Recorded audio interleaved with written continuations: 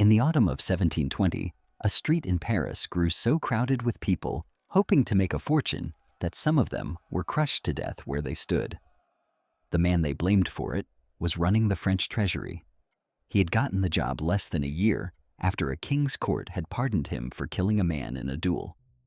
Tonight, 3 things worth knowing: how a convicted killer became the most powerful commoner in France, why an entire nation briefly believed paper was better than gold, and what happened when they found out it wasn't. We will tell this the way the legend usually gets told.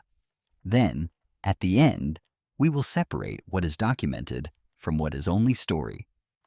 Our story starts 26 years earlier, in Edinburgh, with a goldsmith's son who was better at cards than anyone his father ever met. Numbers came easily to him.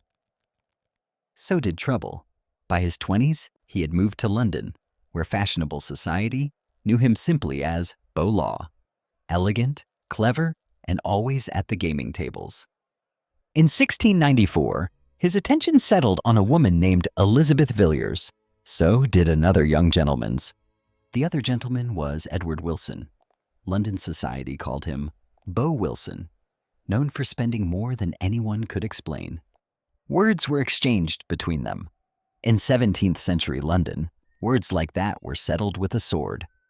On the 9th of April, 1694, the 2 men met in Bloomsbury Square. It ended in a single pass. Wilson fell and did not get up. He was arrested within the hour and charged with murder. At the Old Bailey, before a judge known for his harshness, he was found guilty and sentenced to hang. He was held in Newgate Prison to wait for the gallows. His sentence was quietly reduced to a fine on the grounds that it had only been manslaughter. Wilson's brother would not accept that and had him imprisoned again. At considerable expense, an escape was arranged. He climbed through a window and was gone before dawn. A description of him was printed and circulated across England. He was already on a boat to Amsterdam. What followed were 20 years without a home, moving from city to city across Europe. In Amsterdam, he studied the most advanced banks in the world and noticed something odd. Their paper notes were trusted more than the coins in people's pockets. He began to believe a nation did not need to be rich in gold. It only needed enough paper that people trusted, backed by land and trade. Instead, he funded his travels the way he always had, at the gaming tables of Venice and Genoa, winning and losing enormous sums in a single night. He pitched his paper money idea to more than one government. Each one listened politely, then said no. He even offered the idea to his own homeland. Scotland's own parliament turned it down. For nearly 2 decades, he carried the same idea from court to court, refined, rewritten, and refused every time. Then, in the autumn of 1715, word reached him that the old French king had died, leaving behind a 5-year-old heir and a bankrupt treasury. France's throne now belonged to a child too young to rule. A regent governed in his place, and that regent had a country drowning in war debt. Decades of war had left France owing more than its treasury could ever collect in taxes. The royal vaults themselves held barely enough gold and silver to matter.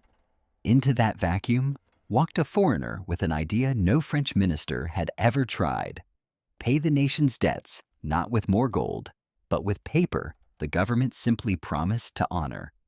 Every currency you have ever trusted rests on the same wager he was about to make. That a promise, if enough people believe it, can move exactly like gold.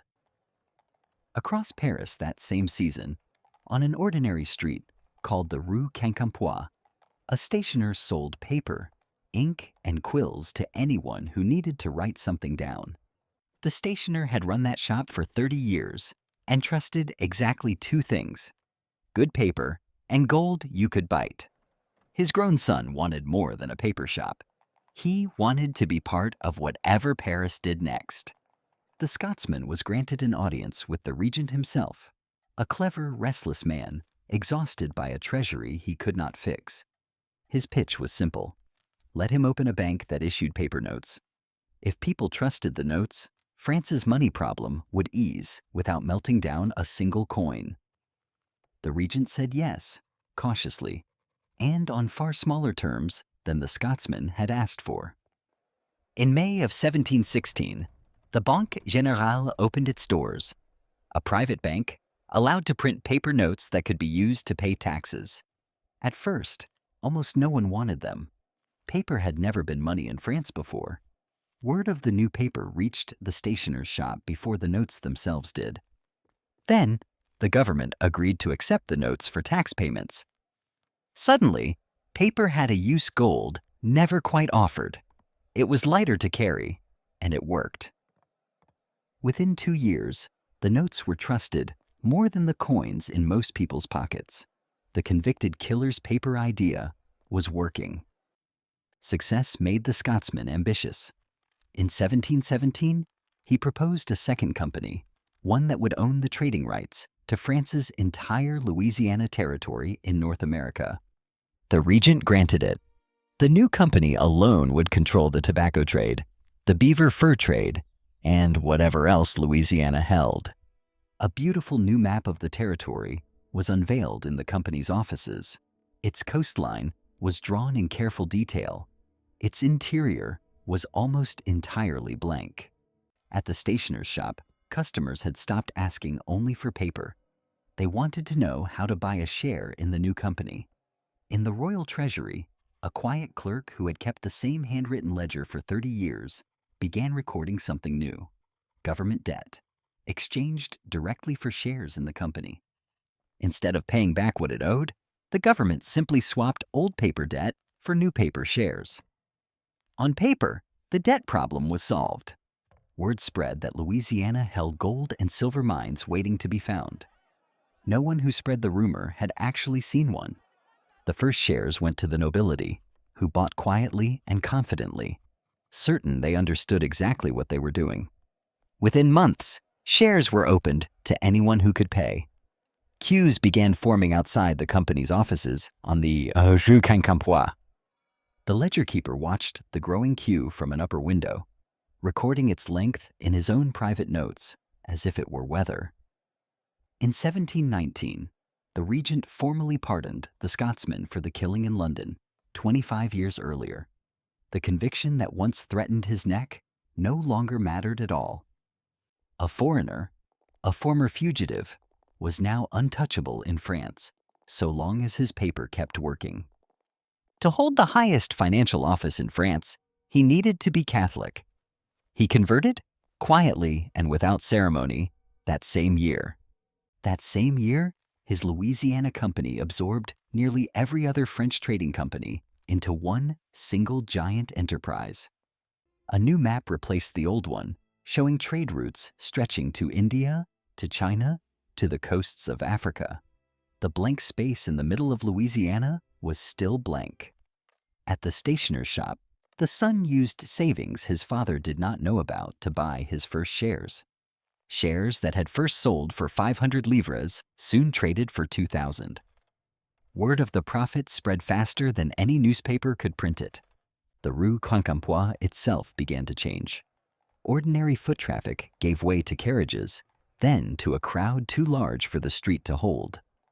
Servants stood beside noblemen in the same queue. For a few months, the street made everyone look equally rich. Foreign visitors began arriving in Paris just to see it, the street where paper was said to be making people rich overnight. The ledger keeper's own numbers, for that season at least, told an honest story. The crushing government debt really was shrinking. The Scotsman was toasted in every fashionable drawing room in Paris, called the cleverest man in Europe. Behind closed doors, the regent began discussing something bolder, putting this one foreigner in direct charge of the entire French treasury. None of this required a conspiracy. It only required enough people to keep believing at the same time. Cooks, coachmen, and laundresses began buying shares too, often with money that had taken them years to save. The crowd grew so dense that a hunchbacked man who worked the street realized his own curved back made a convenient writing surface and began renting it out to speculators who needed to sign papers on the spot. The Scotsman moved into one of the grandest private mansions in Paris, its courtyard soon crowded with people, hoping simply to be noticed by him. The stationer's own home stayed exactly as plain as it had always been. For now, he still preferred it that way. By the end of 1719, the company counted its shareholders in the tens of thousands. With the treasury's fortunes now tied entirely to his, giving him formal control seemed, to the regent, like simple common sense. The ledger keeper closed one year's pages and opened a fresh one, the way he had every year of his working life. On the 5th of January, 1720, it became official. A convicted killer who had once escaped an English gallows was sworn in as the man directly in charge of every livre France spent, borrowed, or printed. Across France, the news landed as pure astonishment. A foreigner, and by reputation, a killer, now ran the nation's money. The ledger keeper watched the ceremony from the back of the hall, recording only the date, nothing more. He now controlled both the bank that printed the paper and the company whose shares the paper had bought. Nothing separated the two anymore. With no one left to say no to him, he ordered the printing presses to run faster, to keep pace with the demand for paper. For a little while longer, rising confidence and rising printing moved together, and nobody thought to ask which one was actually leading the other. At the shop, the son finally told his father everything and begged him to invest the family's savings before the price climbed any higher. The stationer still preferred what he could bite. Paper, he said, was paper, whatever anyone printed on it. Even so, he watched neighbors who had never owned a carriage suddenly ride past his window in one. By spring of 1720, the Rue Quincampoix was no longer a street you could walk down. It was a crowd that happened to have buildings on either side of it. Shares that had opened at 500 livres now traded for 10,000. Clerks who had never owned anything were on paper richer than dukes. The map of Louisiana now hung framed in gold in the company's grandest office. Its blank middle had still never been explored. The ledger keeper's pen could no longer keep pace. For the first time in 30 years, he fell a full day behind his own book. That same season, in the crowd outside, a new word began to circulate for people who had gotten spectacularly rich almost overnight. Whether the mania made people rich or not, someone still needed paper to write their transfer documents on. The stationer's own shop had never sold more of it. Nobody standing in that crowd believed they were standing at the very top of it. That is usually how the top of these things looks, right up until it isn't. That autumn, Paris coined a word for people this rich, this fast. The word was millionaire. It had never been needed before. Within weeks, the word had crossed the channel into London gossip and the canals into Amsterdam's. A coachman who had spent his life driving other people's carriages bought his first one of his own. A lady's maid who had saved for a decade for almost nothing bought a small house outright with her paper winnings. Old noble families found this considerably less charming. Their bloodlines had taken centuries to become this rich. The street was doing it in a season. Foreign courts sent envoys to Paris, hoping to learn whatever this was and take it home with them. Even the hunchbacked scribe who rented out his own back as a writing desk had, by now, quietly made himself a small fortune. Even the stationer finally gave in and let his son buy a small number of shares with a portion of the shop's savings. Their first paper profit went toward mending the shop's leaking roof. Nothing more extravagant than that. Printed satirical sheets mocking the whole frenzy began circulating that same season, sold on the very street they mocked. People laughed at the satire, then walked straight back into the queue to buy more shares. The ledger keeper closed the year's accounts with steady hands. Only his eyes, if you looked closely, no longer looked quite as calm. Not everyone was swept along. A council of senior magistrates formally warned that too much paper was now in circulation. Their objection was formally received and formally ignored. An older advisor took the Scotsman aside privately and told him the presses were now running faster than trust alone could justify. The Scotsman thanked him for his concern and did not change a single thing. The printing presses now ran at a pace the machines themselves seemed to strain against. The company celebrated its success with a grand public fete. The whole city invited to share in the good fortune. The ledger keeper attended too, as duty required, and stood at the edge of it the entire evening. At the fete's center, the map of Louisiana was paraded on a raised platform as a symbol of the nation's glittering future. Nobody in that cheering crowd stopped to ask what exactly was actually inside that blank space. That same week, shares reached the highest price they would ever trade at. At those numbers, even people who had sworn they would never buy in began quietly reconsidering. This is the shape every one of these moments takes. Belief grows faster than the thing it is supposed to be believing in. If you had to pick the single best day the Rue Quincampoix ever had, most historians would point to right about here. A widow who had invested her modest inheritance now believed her future, and her children's, was finally secure. A young couple began planning a wedding they could suddenly afford, paid for entirely in paper profits. To keep pace with all of it, the bank expanded its printing once again. Confidence had climbed so high that almost nobody stopped to ask what exactly still stood behind all this paper. The map's blank middle was still exactly as blank as the day it was painted. Alone at night, the stationer found himself doing something he had never done before, counting his paper twice. He told himself the same thing everyone on that street was telling themselves. It would surely last a little longer. In the treasury, the ledger keeper made a quiet calculation of his own.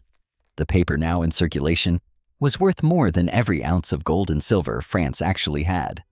It was true, and it was known, and for a little while longer, almost nobody said it out loud.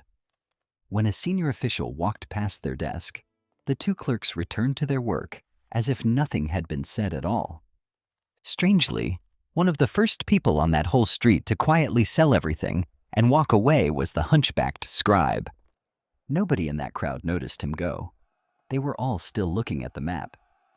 That same year, across the channel, London was catching an almost identical fever, over a different company entirely.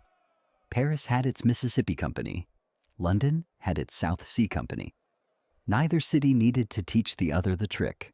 Whatever this was, it was not simply one clever, reckless man fooling an entire country. An entire continent was doing this to itself at the same time. Back in Paris, the printing presses were now running at a pace no one had ever asked a printing press to run at before. A new decree allowed the bank to print even more notes than the one before it had allowed. The ledger keeper recorded the new decree in handwriting, noticeably tighter and smaller than his usual hand. The regent, more dependent on him than ever, offered the Scotsman even greater authority over the nation's finances. At the shop, the son used some of his own paper profit to buy his father a fine new coat as a thank you.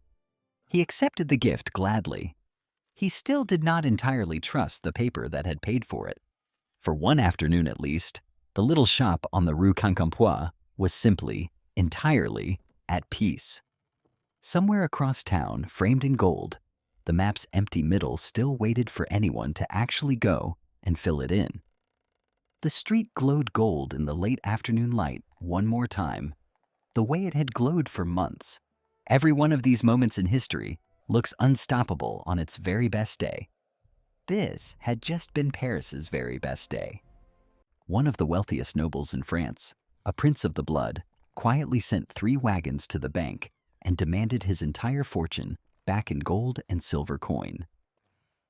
The bank paid him reluctantly and emptied a visible portion of its remaining coin to do it. Other wealthy holders noticed and quietly began doing the same, some shipping their gold out of France entirely. The ledger keeper was among the first to notice that, for the first time in years, more gold was leaving the vault than entering it. The vault that had briefly looked full again was quietly thinning out. In response, a new decree sharply limited how much gold and silver coin any private person was allowed to hold.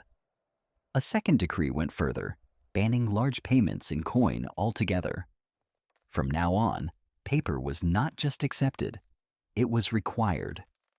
Ordinary Parisians grumbled openly.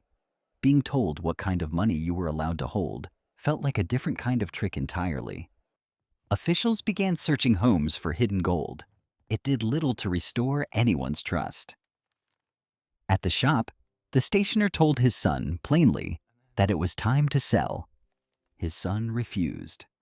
The price, after all, was still higher than either of them had ever imagined owning.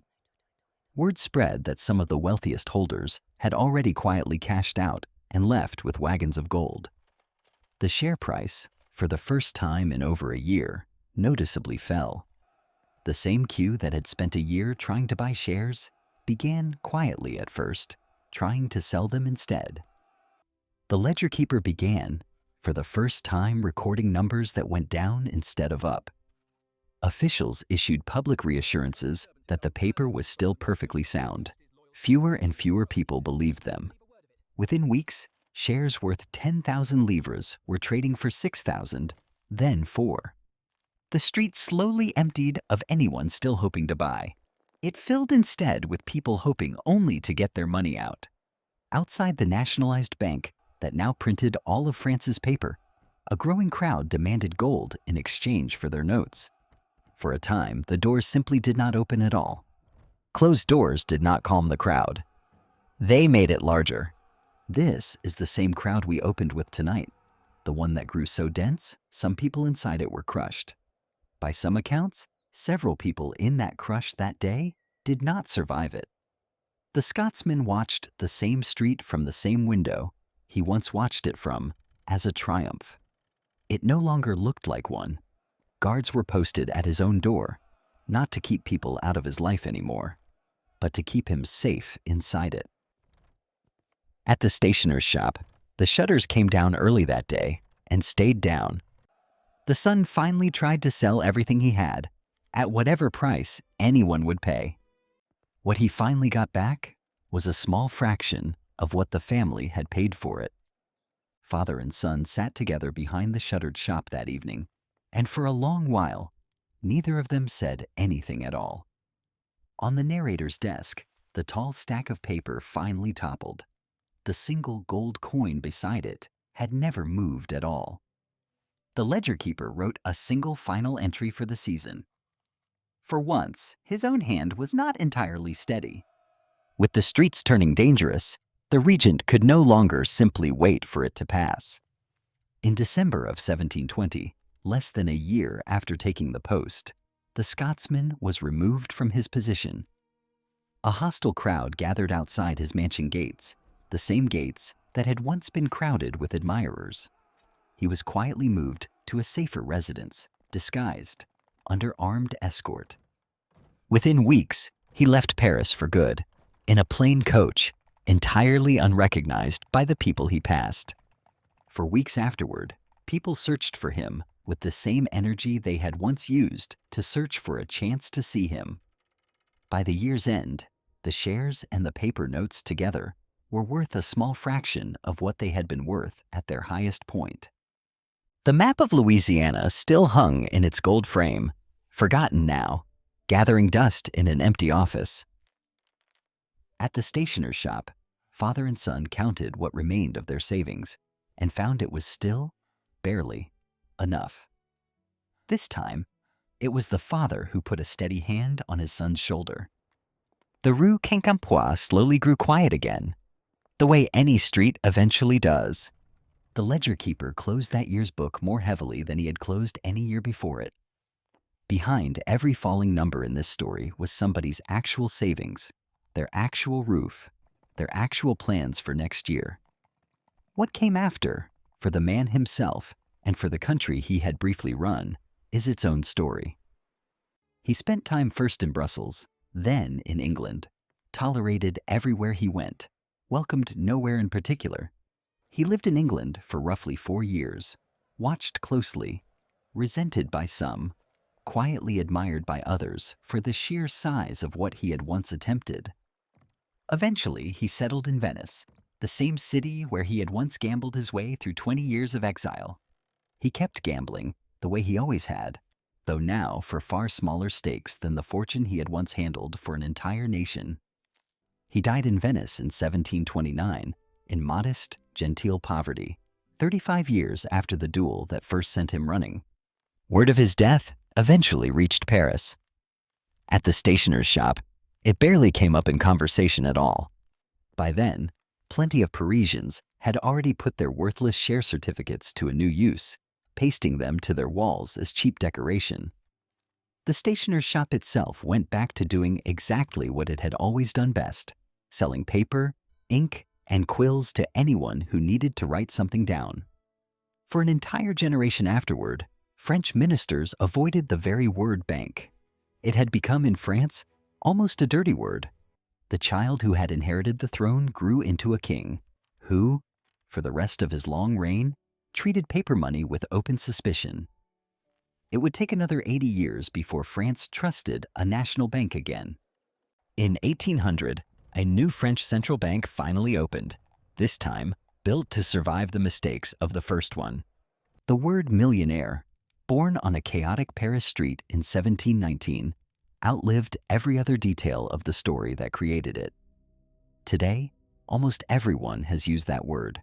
Almost nobody remembers exactly where it came from. Which brings us to the part of the story worth checking carefully against what actually happened. The same quiet clerk who had recorded every year of this story now turned back through all of them at once.